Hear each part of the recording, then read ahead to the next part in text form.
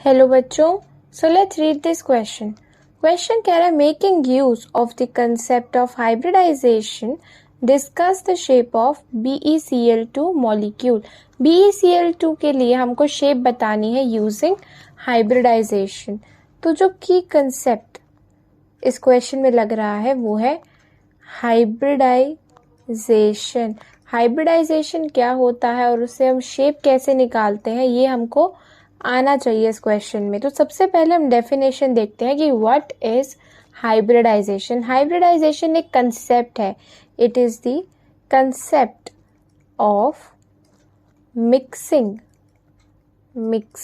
Of two और more atomic orbitals giving rise to new hybrid orbitals having same energy।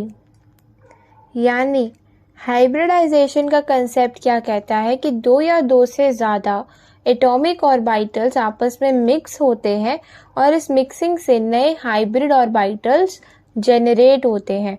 ये hybrid orbitals जो generate हुए हैं उनकी एनर्जी सबकी सिमिलर होती है, यानी सेम होती है। एटॉमिक ऑर्बिटल के लिए ऐसी कोई रिस्ट्रिक्शन नहीं है कि सेम एनर्जी के ही मिक्स होंगे।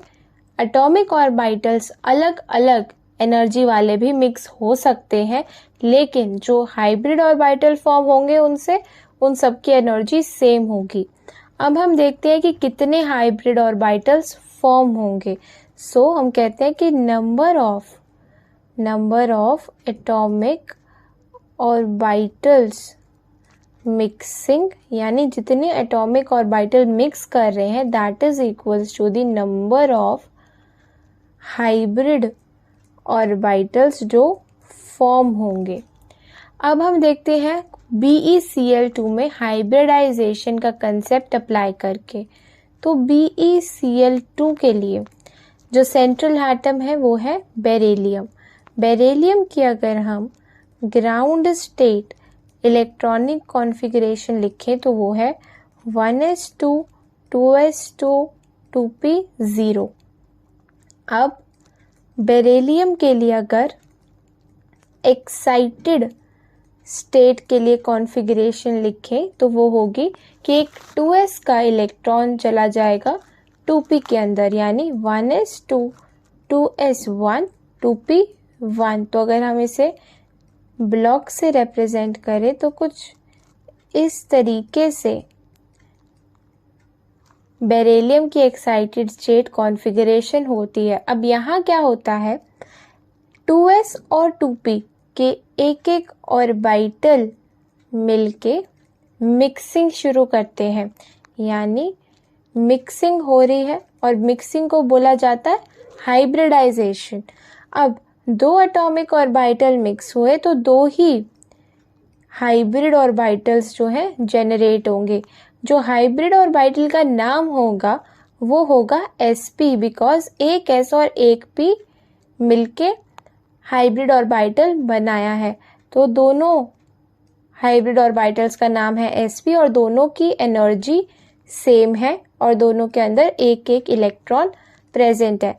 अब अगर हम बात करें BeCl2 में जो दो क्लोरीन एटम्स हैं उनकी इलेक्ट्रॉनिक कॉन्फ़िगरेशन है 1s2 2s2 2p6 3s2 3p5, यानी एक इलेक्ट्रॉन की नीड है क्लोरीन को, यानी वो एक बॉन्ड बनाना चाह रहा है।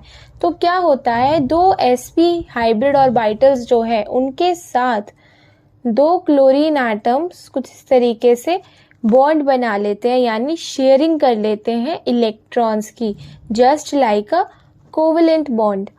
यानी अब हम क्या कह सकते हैं कि BeCl2 में जो हाइब्रिडाइजेशन है वो है sp हाइब्रिडाइजेशन। sp हाइब्रिडाइजेशन से BeCl2 मॉलिक्यूल बन रहा है। अब हाइब्रिडाइजेशन क्या कहता है कि जहां पर भी sp हाइब्रिडाइजेशन होगी उस केस में उन मॉलिक्यूल्स की जो ज्योमेट्री होने वाली है वो होगी लीनियर। यानी अगर हम BeCl2 का स्ट्रक्चर बनाएं तो कुछ इस तरीके से वो स्ट्रक्चर में लीनियर होता है।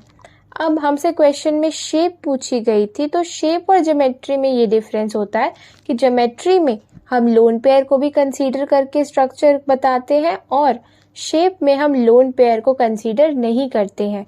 BeCl2 में बेरिलियम के ऊपर कोई लोन पेयर अब बचा नहीं है, यानी जो शेप होगी वो होगी सिंपली ज्योमेट्री ही, यानी शेप भी है linear. So the correct answer of this question is linear. I hope सबको ये explanation समझ में आई होगी। Thank you very much and all the best.